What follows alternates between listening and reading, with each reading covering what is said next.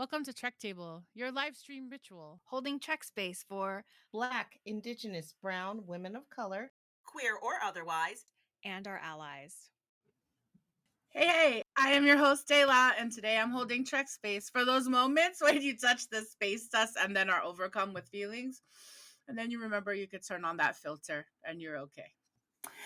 I am your co-host, Claudia. Today I am holding Trek space for those whom the land speaks to. Hi, I'm your co-host Maya Mama, and I'm holding Trek space for time continuing on and breaking the loop. Hi, I'm your guest, Jadie Jang, and I'm holding Trek space for the people of Ukraine, both those who are trapped in the country and those who are fleeing the country. I wish you all the peace and freedom our Star Trek future holds. Hi, I'm your guest, Latisha. I'm holding Trek space for those of us who are preparing for the unknown. Welcome to the Trek Table. We start by acknowledging that our teams are for Trek Table are on the unceded lands of the Tongva, Chumash, Quiche, Ohlone, Puyallup, Pawtucket, Massachusetts, and Ramaytush peoples. We are grateful to the indigenous stewards of these lands, the ancestors who have come before, those who are here now, and those who have yet to come. I invite our listeners and viewers to be in acknowledgement of the lands that you are on. Let's take a deep breath in and out. Thank you all for joining us today as we hold Trek Space for Women of Color in front of our live digital audience here on the Trek Table YouTube channel. We're in this chat. We're super excited to talk with all of you today, as well as those of you who might be listening to us on the Trek Table podcast. Hey, welcome everybody. Our opening track for this episode is titled Chicana Skies by the band Quetzal, off their album Quetzal. You'll be hearing several tracks by Quetzal throughout this episode of Trek Table. Follow them at Quetzal Music on Instagram and see our show notes or the chat for a link to their merchandise and more. Hey, welcome everybody to episode 44 of the Trek Table. Thank you so much for showing up for this conversation with women of color. We are assembled today to talk about Star Trek Discovery Season 4, Episode 11, Rosetta. Super excited. We want to welcome back our guests, Latisha Jones and Jadie Jang. What's up? We can't wait to check in with you. We got to hear you a little bit in the Trek space. And I want to invite everybody listening and viewing out there to just go ahead and jump in with us. We're so glad to have you join the Trek Table. Today, we're going to have a really great episode as we dive into this third to last episode of the season 4 of Disco. Some of us thought it was the finale. I'm so glad it wasn't, but I have some thoughts about that you'll hear later. Today, we're going to jump into this episode. We're going to think a little bit about duets in this episode and who are the duets of consequence in this episode, who are the surprises for you. We're going to talk a little bit about PTSD and the ways in which we're seeing that show up in this episode and the connections that we're seeing among folks. And of course, we're going to want to talk about those emo hydrocarbon clusters that maybe we found on that planet. So many things for us to talk about and break into. And I just want to say spoiler zone is in full effect. If you have not seen season 4, episodes 1 through 10, we're going to talk about all the alls. So if you were on a journey, I'm going to invite you to pause, go watch these episodes on Paramount Plus, come back and find us and listen to us because we are going to talk about all the things. Now, if you're new to the channel, don't forget to like and subscribe. And if you're a listener and a fan and appreciate that Trek Table brings you different perspectives and points of view, then we invite you to continue the support in this space by visiting the Trek Table Patreon. We are so glad that you're joining this BIWOC Trek conversation. Hello and welcome. So that we can build with each other, how do you enter this conversation as a Star Trek fan? Are you Star Trek curious? A newbie? OG Trekkie? Star Trekking family? Star Trek femme? Trek daddy? Trek baby? Let us know in the chat.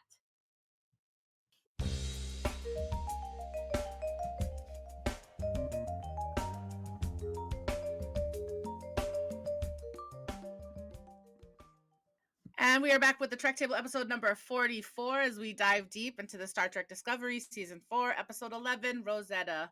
And we're going to do that a couple of different ways like we always like to. Today, we're going to have some Trek Table questions for you. We're going to play Disco Recap because we're trying to figure out how to tell you what had happened in this episode. We're super excited to jump into disco design. Thematix is going to braid it all together. We're going to signal boost some amazing amplification of things that are happening, world building, women of color making change. And of course, we've got final thoughts, and Trek Table always ends in gratitude. We are so excited for all of you to come and join us. And before we jump into this practice, we like to go around and check in and say who's here. How do we identify? What perspective do we enter this conversation with? So I'm going to ask folks to go around. Let's go ahead and share our name, our pronouns, our visual description, access check-in. And just like we heard before that musical break, I want to know, how do we identify as Star Trek fans? Maya Mama, can I ask you to go first for us today? Yes, I am Maya Mama. I use she, her pronouns. I'm a youngish looking middle aged Black woman. I'm wearing my Ritos t shirt. If you, there now you can see it. I have some purple and a little red in my eye makeup, red lipstick. I have an insignia on my headband, lots of red hair. I'm sitting on the bridge of Discovery. It's very busy here, but I'm on my break, so it's all good. And I am from a generational Star Trek family, and I identify as omni sci-fi. Wonderful and welcome. Thank you so much. Claudia, can I invite you to go next? Hi, hello. This is Claudia. Gender pronouns they, there. You can also use she, hers. The visual description: African American woman, big ol' afro. I'm wearing a red Rainbow Enterprise t-shirt, so the flares kind of give you a little look of just loving our LGBTQ community. And I am for my access check-in is I'm disabled, so you might, if you're here watching visually through YouTube, you might see me pull a face. I'm not pulling a face at your Star Trek opinion. I'm pulling a face because one of my muscles is pulling me. I've got my Janeway coffee, so all of my access needs are met. And I identify as a generational Star Trek poly sci-fi fantasy. Get it. Thank you. Hello and welcome. So glad you're here as well, Claudia. I'll go next before we get to our guest today. Hi, everybody. I'm Dela. My pronouns are she, he, they, and Dela. My visual check-in is that I'm a mixed Filipinx person with some blue hair up on the top of my head, a little nods to my dad, and some pompadour action. I am standing in the hallway of the USS Discovery, and I'm wearing a Filipino barong because I thought today was a finale, but I'm so excited to know there's 2 more shows to go. I would definitely identify as a next generation kid, a Trekkie, a Trekhead, and I would say for sure, I am so in love with disco. I am a disco head forever. Whatever we want to call ourselves. I am from the land of Michael Burnham, and I am happy to celebrate it. And I would definitely say I'm poly sci-fi, but disco is my prime love right now. So that is me. Thanks so much for welcoming me as well. All right, so 2 guests today. I want to come first to Latisha Jones. You were with us just a couple of episodes ago, and the tribbles were in our Jeffries tubes. We didn't get to see you. I just want to say hello and welcome. Can I invite you now in our full technical glory to go ahead and check in and say what's up to our fam assembled in the chats? Absolutely. I am so excited for this. So, again, my name is Latisha, she, her pronouns. Visually, a little bit like my mama. I'm a youngish looking 30 something Black woman with some thick 2-strand twists, with a black shirt that says, "In my defense, I was left unsupervised." So, take that as whatever sense thou wiltst. I identify as a Trek fan slash poly sci-fi nerd.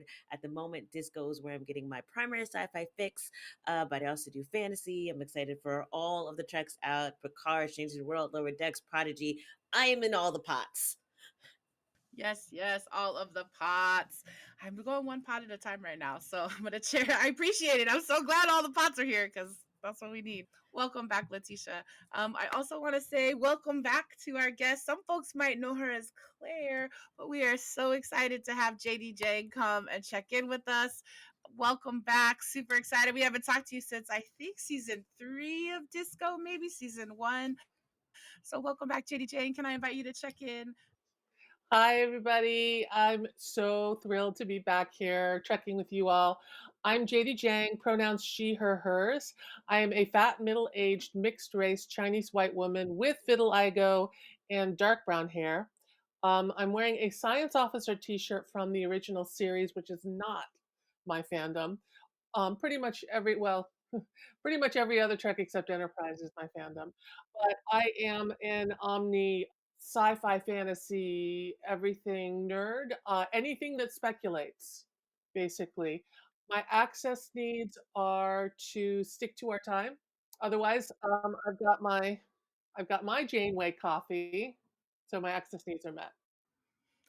Amazing. Thank you so much. And yes, as we move towards our final bit of business before we jump into these robust discussions, we just want to name our Trek table agreements. We want to say welcome to all who enter, whether you're a newbie or you were raised in a Star Trekking family. Welcome. Let's build this space together. Whether you use Trek Table as your nerdy exploration or as part of your self care ritual, Trek Table is a weekly space to put down the world for a second and come into Trek space. This is a space for brown, black, indigenous, femmes of color to be a fan, a geek, a nerd, and explore the vastness of the Star Trek multiverse. And Trek Table is also a place for allies to come, engage, and explore as well. It's an opportunity for allies to hold space and focus on insights and perspectives that we may not be familiar with. And now that we are all here, we remind you that we seek to build an environment of mutual respect and listening. We understand we're going to disagree, and that's actually part of the fun, but there's enough violence happening in the world. Let's keep our rhetoric and our phasers on stun. With all those things, we invite our friends here at the table assembled, as well as those of you in the chat, even those of you on the podcast. Can I invite us to go ahead and take that breath in and exhale? All right, so we're going to get started with our Trek Table questions posed to the Trek Table assembled here. And for all y'all in the chat, answer as well. Reno got captured by Tarka, and this is going to be fun. She's going to be real annoying, I anticipate. So my question for you is, what would you do to annoy your captors into releasing you?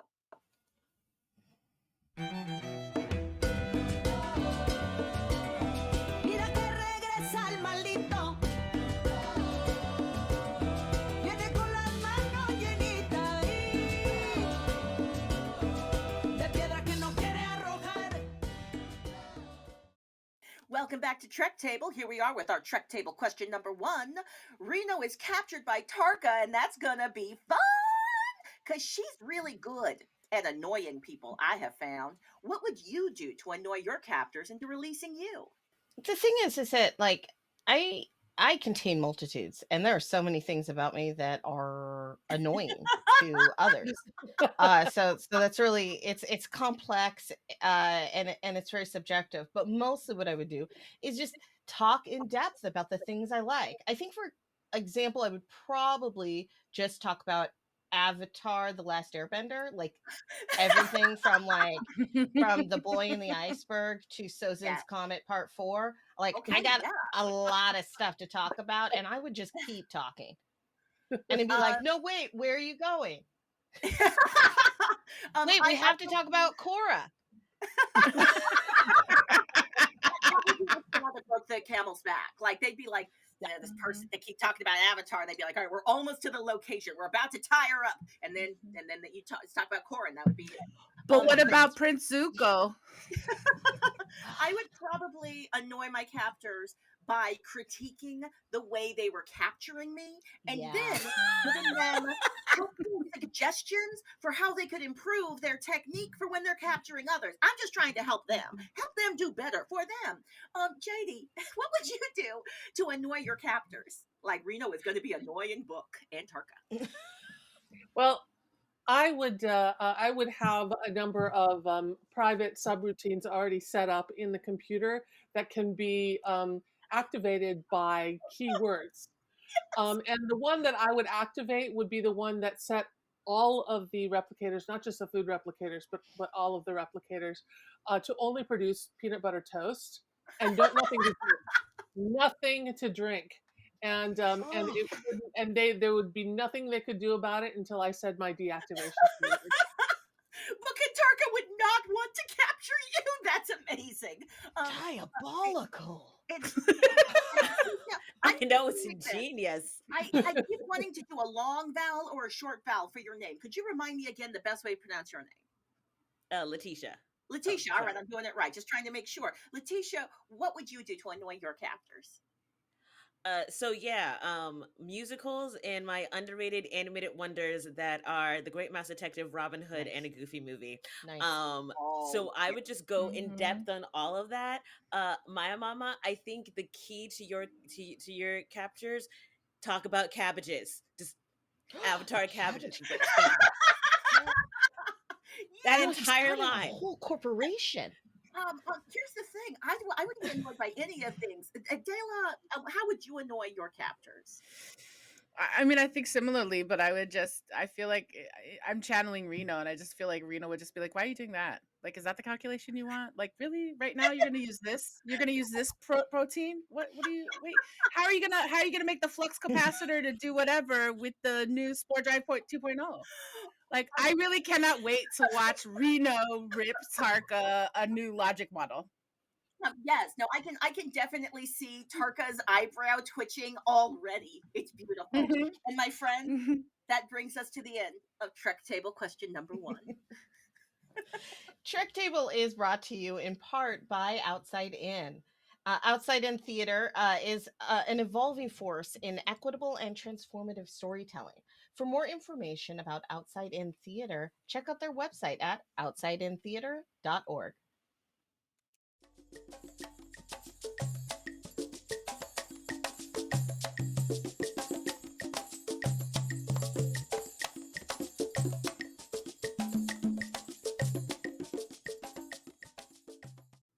And with that song Matanzas by the band Quetzal, we know that it's time for Disco Recap. The game is simple. We have collectively 2.5 minutes to tell chunklets of plot along all the major storylines of this week's show.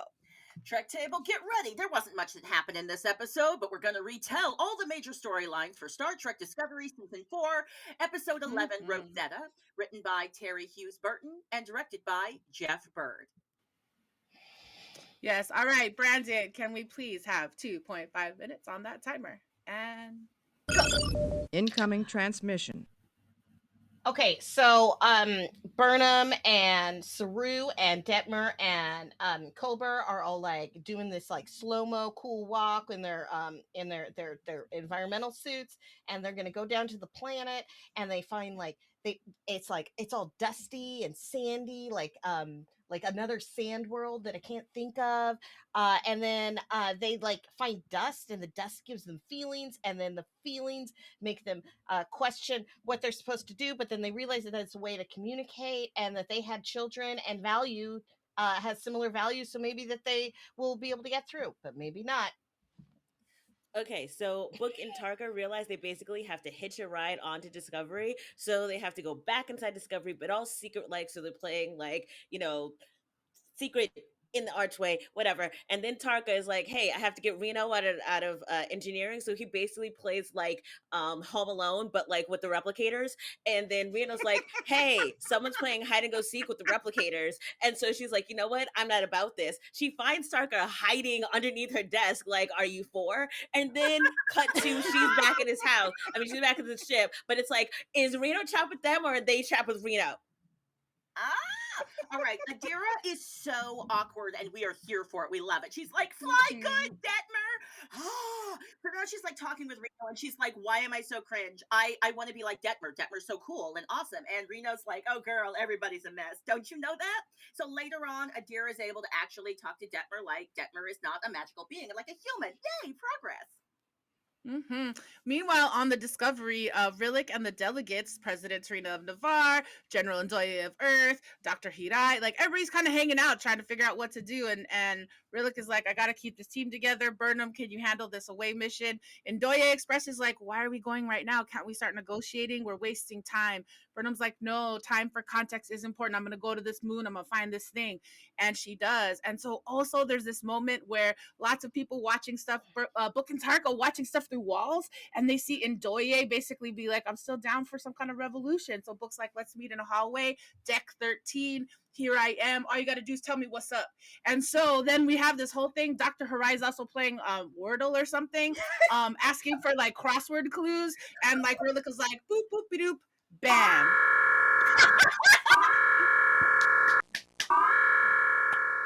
I think that covers everything. That was amazing. And if you are looking for an act-by-act breakdown for anything we missed, we recommend Kennedy Allen's recap at Women at Warp. Links are on the screen and in your Trek Table show notes.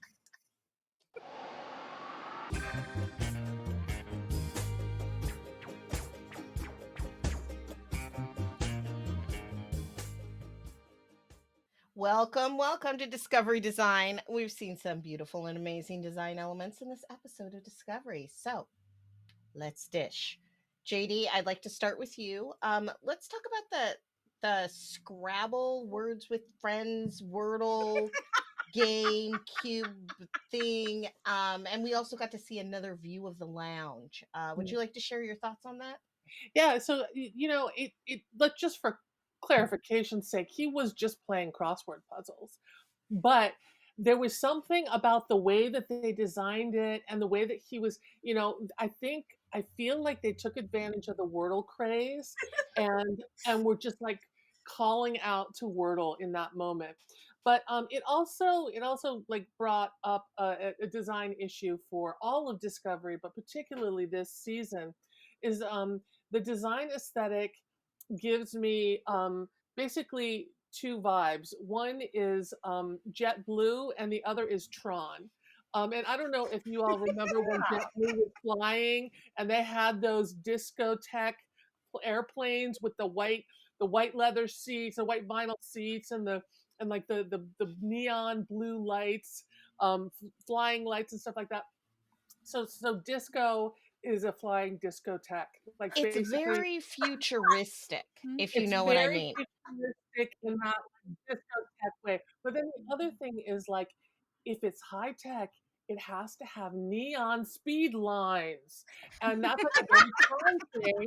And it's got neon speed lines, and like in this episode, there were neon speed lines everywhere, especially in the ready room and on their away mission suits where they have those lightning bolts down the thighs.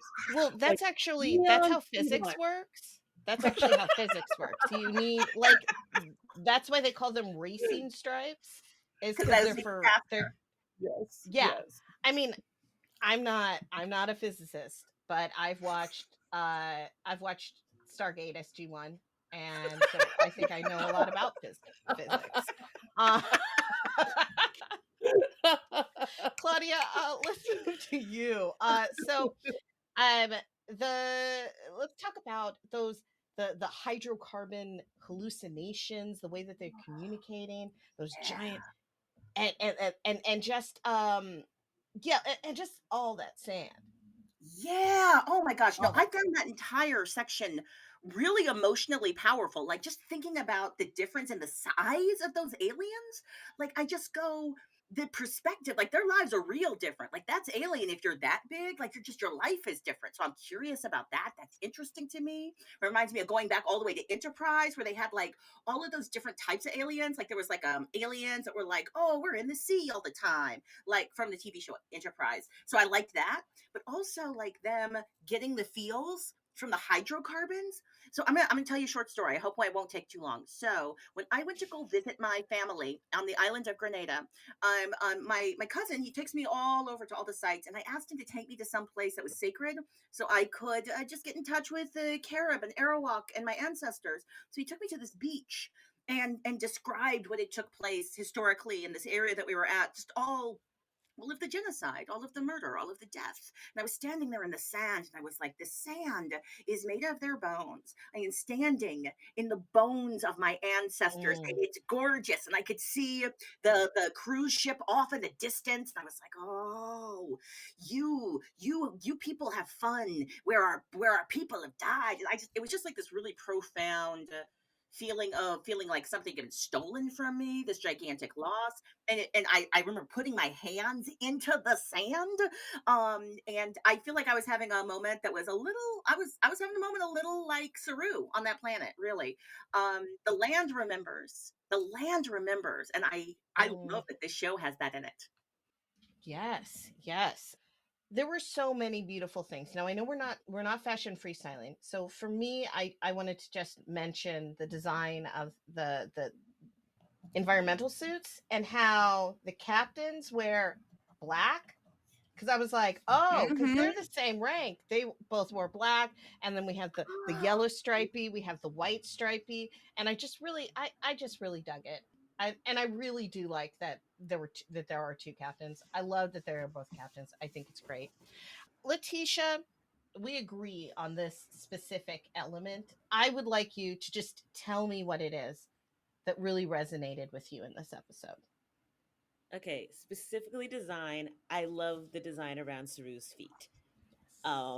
But the thing I love about it, both just in this particular episode, but also just whenever we see him and we see like that zoom on his feet, Yes. is the honestly the accessibility of Trek uniforms. That it's not necessarily that his body type is fundamentally different from a human, and yet the uniform will work for him. He doesn't have to work against it. And so I really appreciate that as like an accessibility design of, we will make this work for you and you will be comfortable in our stuff. And so that's just like what really resonated for me this time. Oh, for sure. And I like that they did have just a really good shot of just just like, here is this entire uniform, or this outfit that is made to protect us. And it's got some good solid soles on it, good fitting boots. I do wonder, do we ever actually see his feet anytime? No. We're only going to No. get to see that when he goes on a walk with T-rina. Well, Oh. I thought we would have seen it when Saru. Remember in season right before Vaharai, we all thought Saru was about to go, and Saru's in bed with, and Burnham's He had a like at the blanket over his bedside. legs, I think. Yeah. That's terrible. Yeah. Well, It's a this is private terrible. moment. We want to see feet. It also Dela. oh, sorry. It also really underlines that he's a prey animal on his world. The hooves. Yeah, which would make sense, like the ability to run fast, the ability to move quickly. And he can run very fast, yes. Because in the, what was the planet that starts with a P? Pavo, when they went to Pavo for the kiss. With the kiss. Come here. We'll always love that. We'll always love that. Okay, let's move on past memories of the best kiss. And talk about that nursery on planet 10C, or whatever we're gonna call it. We're gonna call it, why are sci-fi people so obsessed with sand planets? And Yes. But would you like to share some thoughts about the nursery with us? Yeah, I know we had plans to talk about nursery, and I will just say, I see these images that are on the screen. Sometimes I kept trying to freeze or pause the episode when we got to them talking about a burial ground, or like just the massiveness of trying to understand what that place is. So design wise, I was really intrigued by feeling, I feel like, we're in a skeletal place. We're in a place that has seen trauma. Claudia completely resonating with, the land remembers. And Disco is a show that shows us a book is literally from a place where you put your hand on a root that goes throughout the whole planet because the land remembers. So I just want to say, I realized something that I forgot to add in terms of what I loved in design. Did you guys feel like you saw when like the adult away team was in the shuttlecraft? I just had a moment of like, oh, Tilly was with those cadets in this shuttlecraft, And so like episode 4, when it's like Tilly and the cadets, it felt nice to see Burnham and not the adult team, but like the pro team. And to see how the pro team was in this white shuttlecraft, and Jadie, hearing you talk about JetBlue, I was like, or I remember Virgin Airlines the first time I was on a Virgin Airlines flight. I was like, am I in a club or am I on a plane? I'm not the consumer for this flight, but you know, so I Not the appreciate it. So target. yeah, I would just say Not- design wise, yeah. Adult it is. shuttlecraft. It's all really sleek. It's all very very futuristic. I really like the look of it.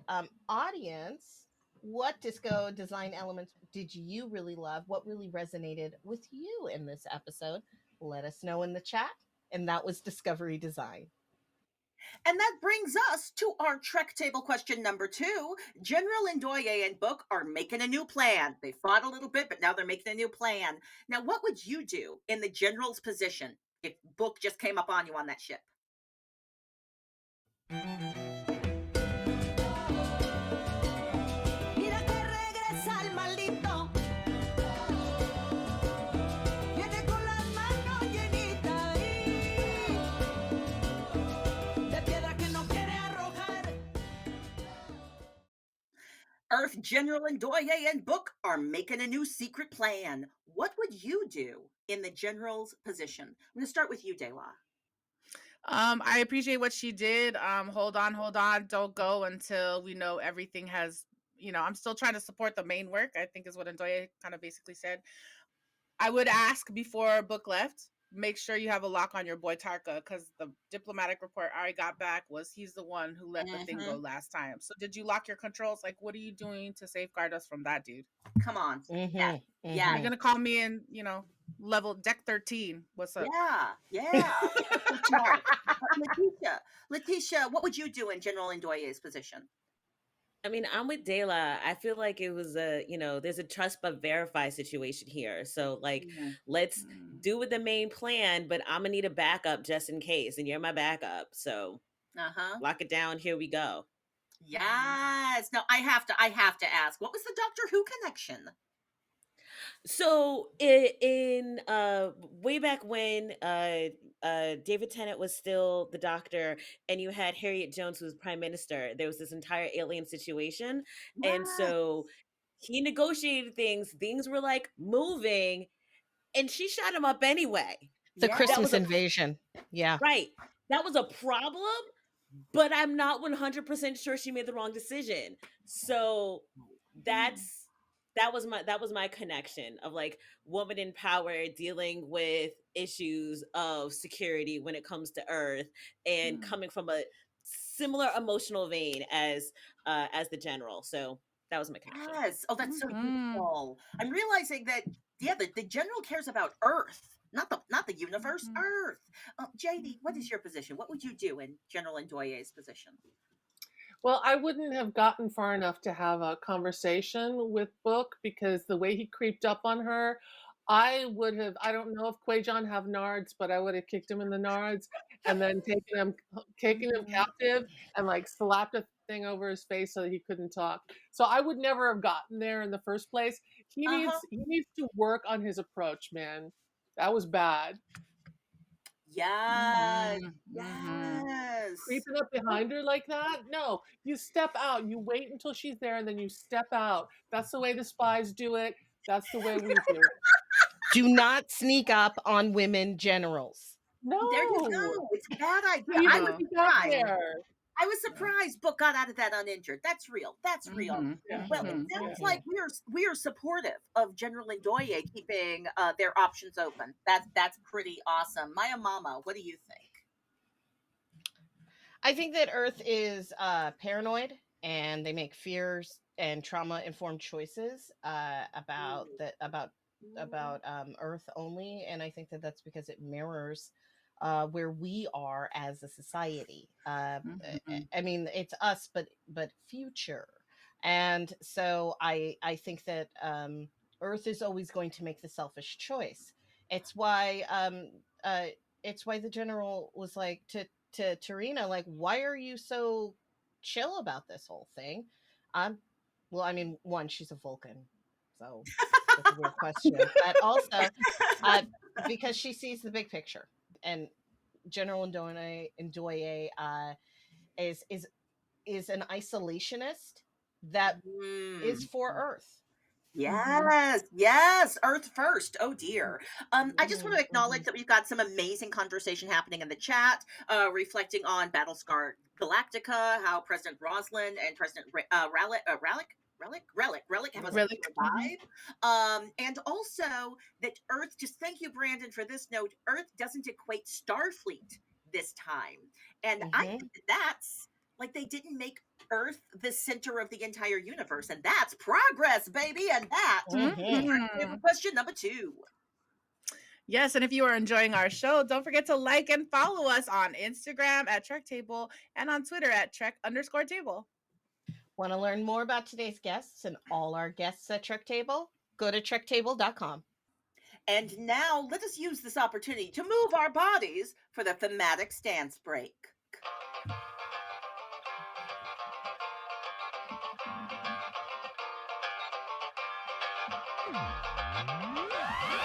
A shift, a move, a surge, we feel and manifest.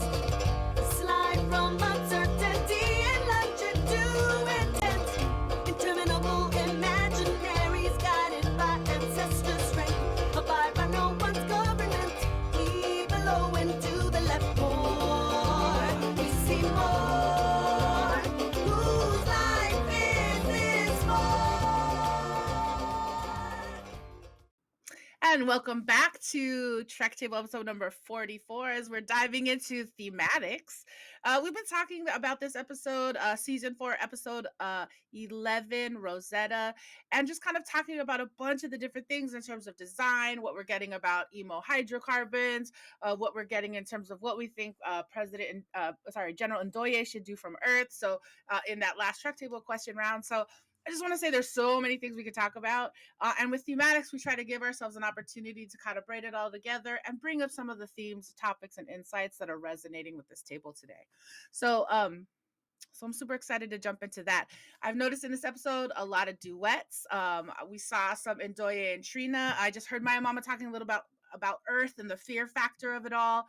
And Claudia, yeah, in that last Trek Table question, we got to Earth is no longer the center of Starfleet, but it is still at the center of this moment in Starfleet's history that needs to be addressed. And I love that we get the parallel threat of both Earth and Navarre, so that we're feeling both those homeworlds, not only for our protagonist Burnham, but I don't know. I'm just curious.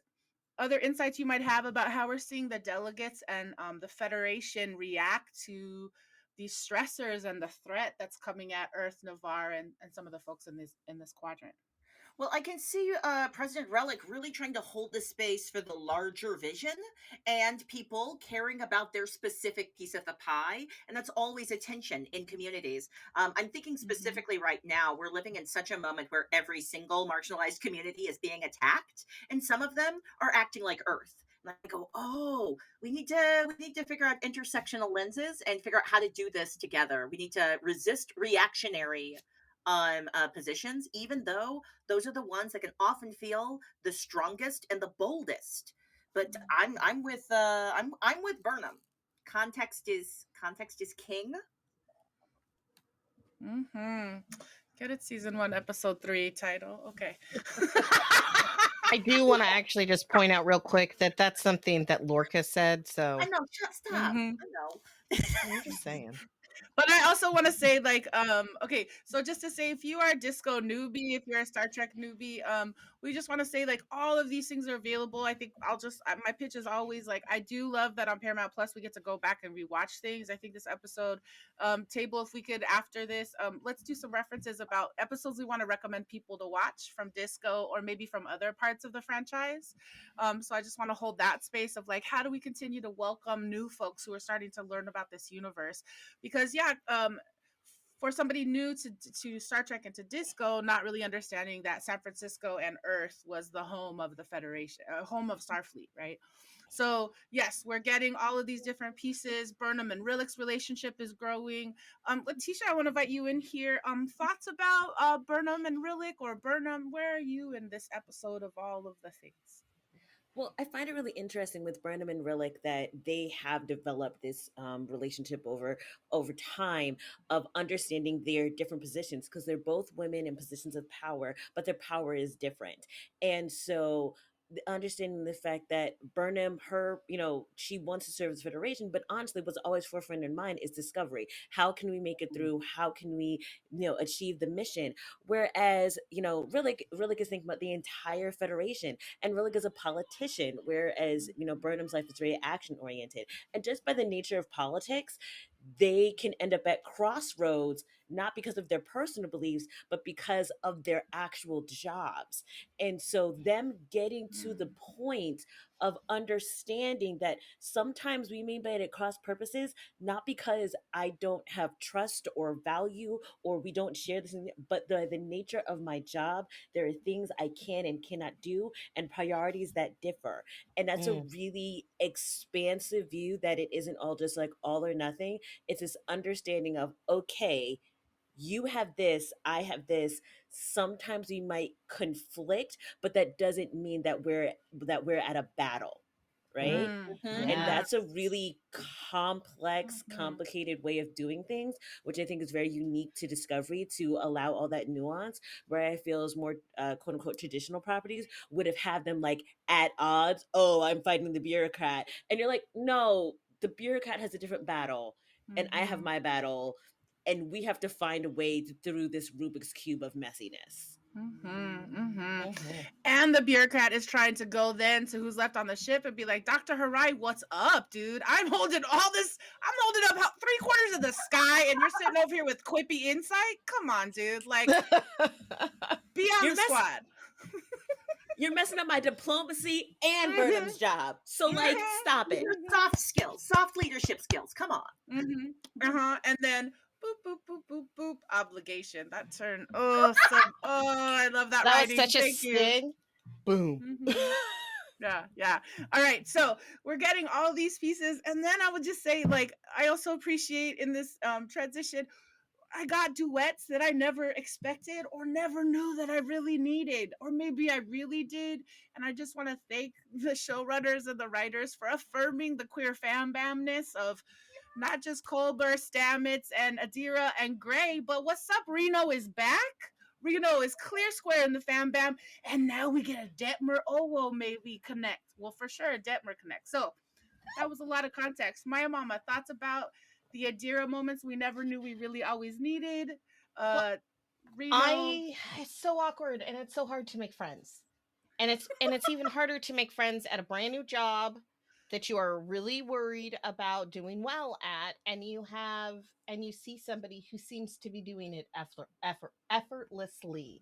And I think that Reno just, being like, no, everybody has a mess. It's just a different kind of mess. And like, if you got to know Detmer, you would get to know her mess. And I think that that's knowing people's mess is part of communication and relationship building, even with Book and Tony. They're learning about each other and how to communicate. It's not the buddy cop movie that we want, nor the one that we need, but it is the one we have. Nor is it the Die Hard remake holiday special we got last time somebody was sneaking around disco Jeffrey tubes trying to solve a major problem, right? Santa Clausing all over. Exactly. I love it. Yeah, and it is about all of these different pieces, and I guess I really appreciate it. And I think the other part about seeing all the ways these things are connected, it's like, yeah, dude, I will say, the writers gave me an opportunity to realize, oh, if Tarka had been raised in a different environment, if he had been in a place where he could be a Starfleet nerd and have a Reno or a Stamets to be sciencey around, who could Tarka have been? And just the benefit of watching scientific communicators soften over time as these other soft skills come into play is kind of what I want to use as the transition to invite Jadie to come in. I know, Jadie, there's a lot of different ways we could think about what's happening in this episode. We could think about the way people are connecting and seeking refuge and our refugees, and the way in which people are trying to prepare for what's coming as the DMA barrels towards Earth and Navarre. But there's also these moments where we're really seeing, this redefinition of Starfleet and crew and family. So I just want to invite you to jump in. What's resonating for you about where we land in this Rosetta episode? Yeah, what was coming through really, really profoundly in this episode, especially, was the fact that Discovery is the family Star Trek. It's the Star Trek where family is a deep theme throughout the entire series. And every other Star Trek, the crew has its moments of feeling like a family or expressing that they're becoming a family, but they also just treat the crew professionally and emphasize the professionalism of the crew. So it's not always about family.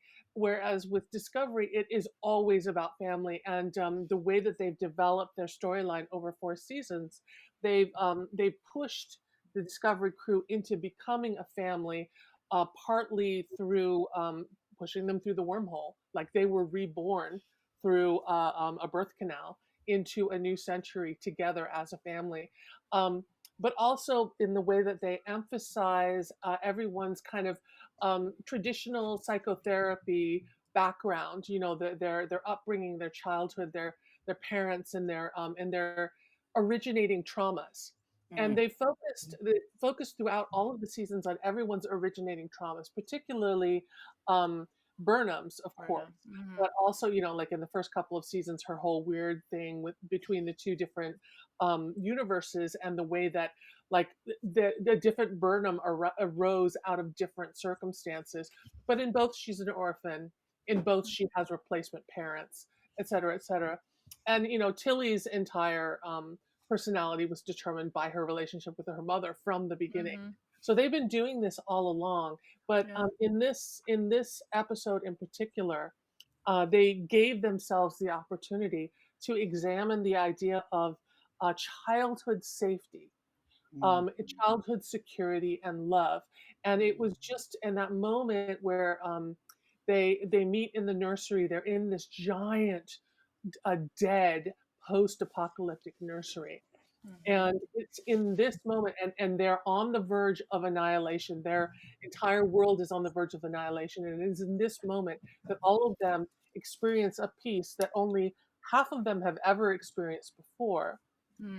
And those two not for a very, very long time. And they experience this moment of peace and security and love, in the space where a bunch of people died in war. And so it's starting to give me Encanto vibes, which the public has been talking a lot about generational trauma since Encanto came out. And I feel like Star Trek is kind of moving in that direction, where when we finally meet the 10C, we're going to start to see how they're 1,000 years down the road, and I don't know how many generations down the road from this foundational trauma for their species. And we're going to see, I think we're going to meet them, and I think we're going to see how this foundational trauma shaped them into the species they are today. And so I'm really, really looking forward to that, because there are all of these hints in the episode. Thank you. And I just want to say that they've been giving us opportunities to thank you for that kind of connection analysis piece. Like, I appreciate that. And I'm like, yes. And affirming, as you're saying that, I'm like, yes, we're getting generational trauma from recovery from the burn. And President Navarre saying people are freaking out and they're having burn reactions. We got to stop the panic, right? We gotta connect. So as we close Thematix in the chunky of times, I just want to say this episode is giving us multiple tools to say, in our multiverses, we get to explore feelings at an emotional periodical table kind of way, right? With these emo hydrocarbons. We get to explore these emotions from our own survival PTSD, therapizing, connection, healing. And we get to do this because we want to continue to make new worlds, and we realize we want to accept people where they are, and we're not going to leave them behind, right? And so that's, I think, in the ideal Star Trek world, that's where we're going. And part of me wishes this was the finale, because the battles were about emotions and not about physical violence.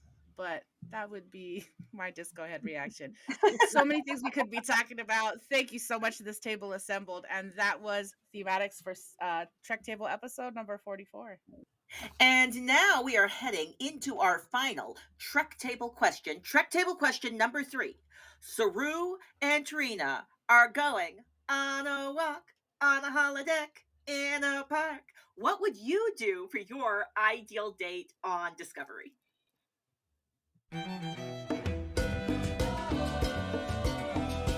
que regresa el maldito. Viene con las manos llenitas de piedra que no quiere arrojar. Welcome back with Trek Table question number 3. Saru and T-rina are going on a walk. Thank you to Jill Scott for allowing me to make that musical reference. What would your ideal date be on the ship of Discovery? Maya Mama, how about you? Well, I think first I would start with maybe dinner and drinks in the lounge, Okay. and then to the holodeck. Ooh, Now I know monkey. everyone wants to go on like a walk on the beach or something like that, but I would want to be like, let's go like walk in space or jump off a cliff or something fun and adventurous and bonding. I think that would be like a really fun thing to do on a date. Jadie, how about you? What would you do on the ideal date on Discovery?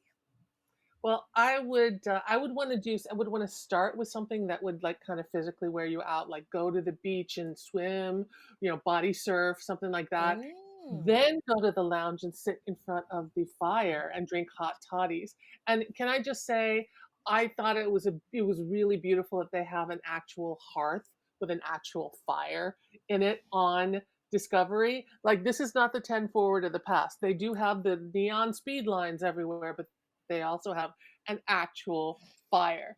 And you gotta replicate a bearskin rug or something, put it in front of the fire. Get on that red Oh, carpet. that's so nice. That's so nice. Yeah. Latisha, what would your ideal date be on Discovery? I'm a real homebody and I love the like in-house hologram that they have that like Book was using. So I would just love to just stay inside my quarters and make our walls and our space whatever we want it to be. And yeah. All right, I think you have just won this particular question because I changed my mind after you were. I was thinking, oh, that's much better. That's what I would like to do. So because I'm thinking, how are you gonna have a date on a ship that's about to, go into another universe? Like, so yes, just stay in your room, chill in your room, Netflix and chill in outer space. I like this. Yes. And those were the Trek Table questions for this season 4, episode 11. Yes, yes. And hey, if you are enjoying the Trek Table, why not hit that like and subscribe button here on YouTube? Ring that bell and make sure to receive all the notifications for new Trek Table content.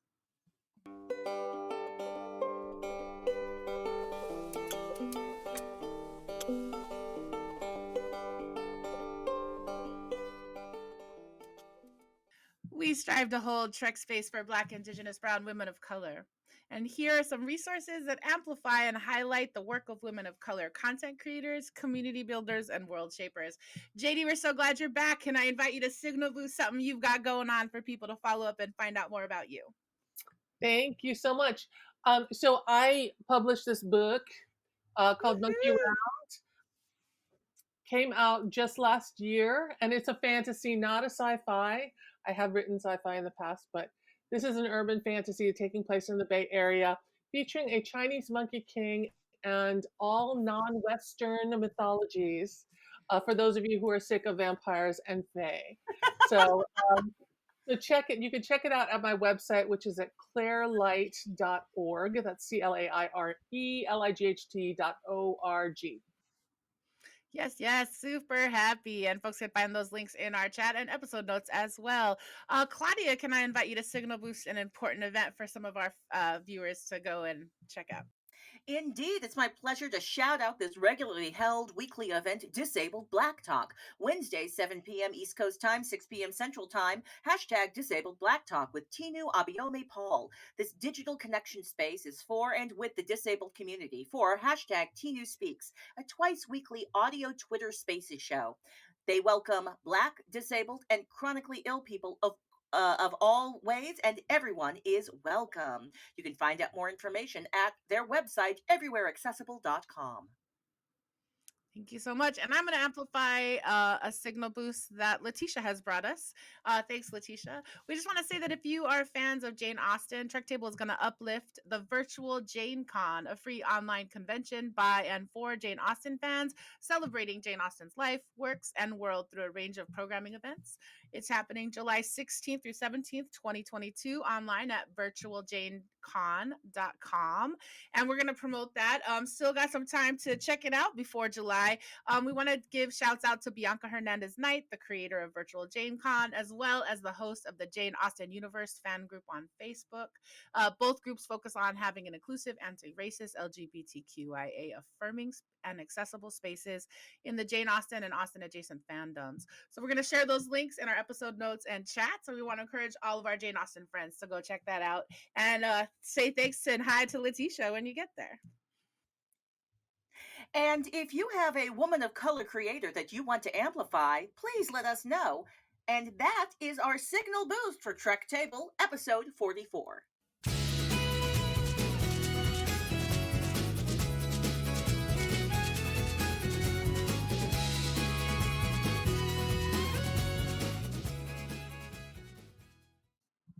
All right, and as we wrap up this Trek Table episode number 44, as is the case at the end of every episode, we like to go around and share our final thoughts as we check out today and begin to close this episode of Trek Table.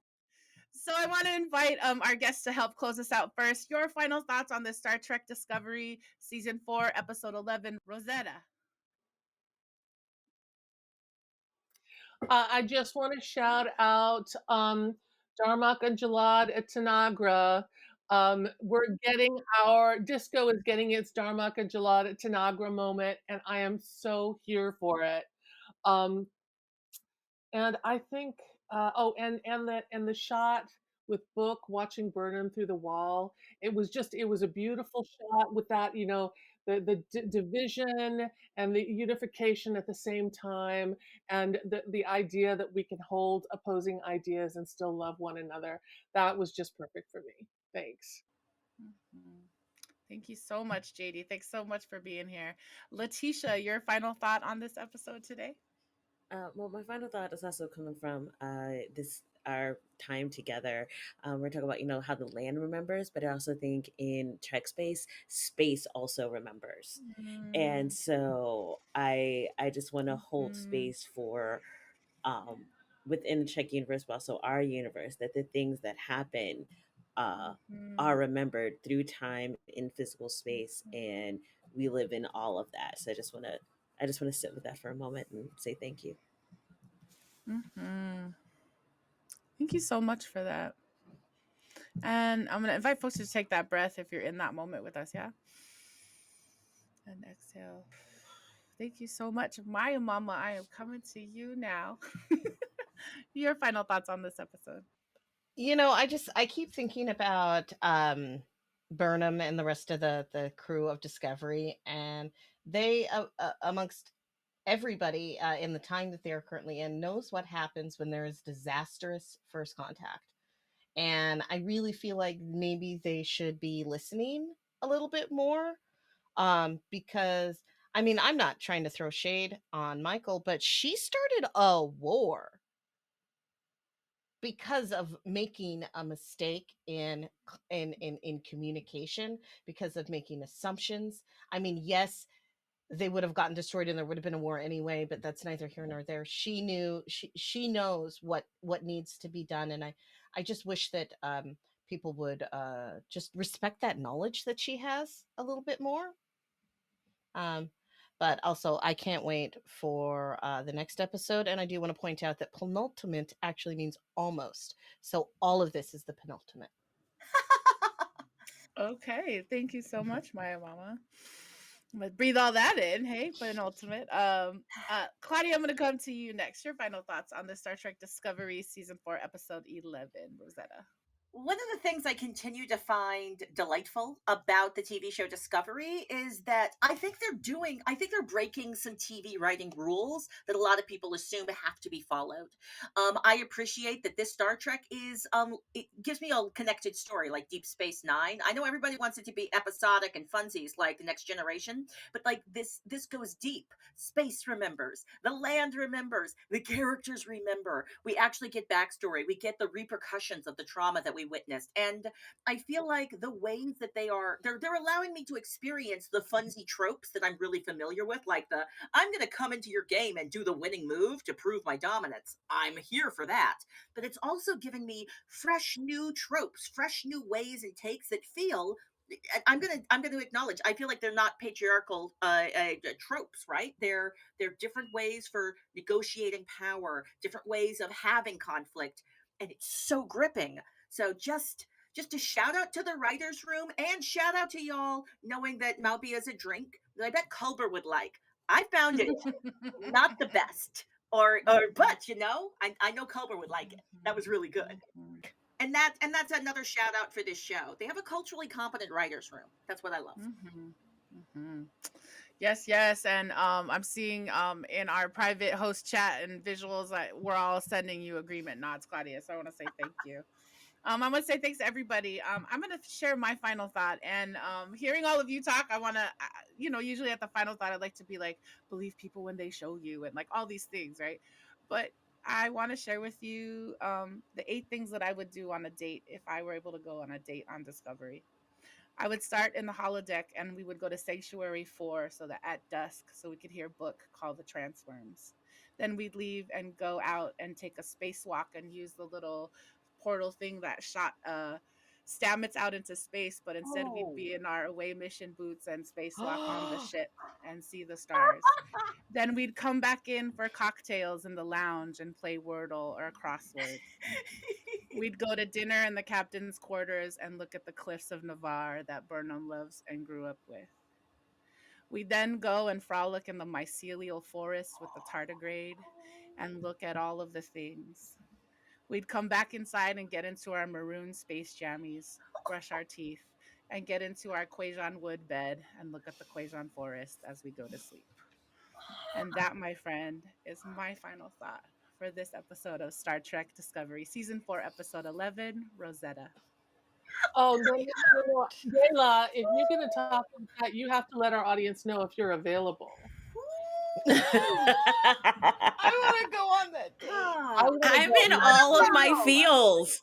My feels are all over. I just want to say, I was like, I want to write this date. I want to go to Sanctuary 4.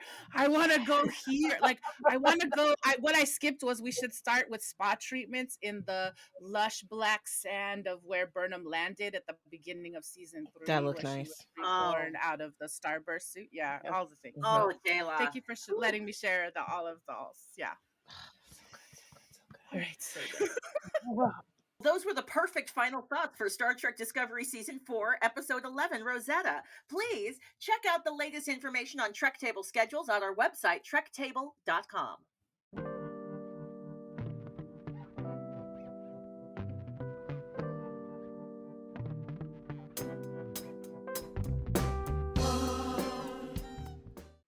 And we want to say thank you all for joining us here at the Trek Table today. Don't forget, you can get first look at Trek Table questions, check out our schedules, check out past episodes, all these things. Sign up for our newsletter at trektable.com. Find Trek Table podcasts on iTunes, Google Podcasts, and wherever you get your podcasts. Like and subscribe to this channel so you can get more Trek Table into your algorithms. Like and subscribe to us on Instagram at Trek Table and on Twitter at Trek_Table. Yes, and as we lean into this segment of gratitude, I want to first and foremost start with this amazing Trek Table assembled. Thank you all so much for coming together, helping us hold down this ritual. Thank you to Claudia Alick, Maia Mills Low, and of course, Jadie, Jang, and Latisha Jones. Thank you so much for being here. I want to say thanks for sharing all of your insights, thoughts, and feelings about this episode. As we get ready to close, I want to remind everybody what we were holding Trek Space for when we started. Today we were holding Trek Space for those moments when you touch the space dust and are overcome with feelings, and then you remember you can turn on your filter and let it go. We were holding Trek Space for those who remember that the land speaks too. Holding Trek Space for time continuing on and breaking the loop. Holding Trek Space for the people in Ukraine, both those who are trapped in the country and those who are fleeing. We wish you all peace and freedom that our Star Trek future holds. And we're holding Trek Space for preparing for the unknown. The Trek Table production teams includes our Trek Table executive producers, Alison De La Cruz and Luzvi Mendajadiwala, production coordinator Brendan Chang, stream manager Ariana Michelle, audio head Melanie Lopez, social media manager Isil Borlasa, and our social media associate Jimena Martinez. Trek Table was brought to you in part by Outside In Theater. For more information about Outside In Theater, go to outsideintheater.org for their YouTube channel. The link is below in our show description or on their Twitch channel at twitch.tv/outsideintheater. Thanks to Dr. Deborah Carter, Doc Zulu, and Nancy App, and our partners at Visual Communications. We also want to say thanks so much to our partners with them at East West Players, and a big thank you to our content partners at Calling of Justice. And last but not least, our biggest big thanks to Manhur Jadiwala for all the love and support. Trek Table is a service mark of Daylight Projects, LLC. Yes, and we're getting ready to close this ritual. I want to invite folks to center yourselves in your chair. Let's go ahead and take that breath in through your nose, out through your mouth. And we hope you'll join us soon when we come back and get into the last of this Star Trek season 4 of Star Trek Discovery. Check our website and notes for more. We will be back soon. Check your Paramount Plus on Thursdays. Until we meet again, we'll be holding Trek Space for you. Have a great week, everybody.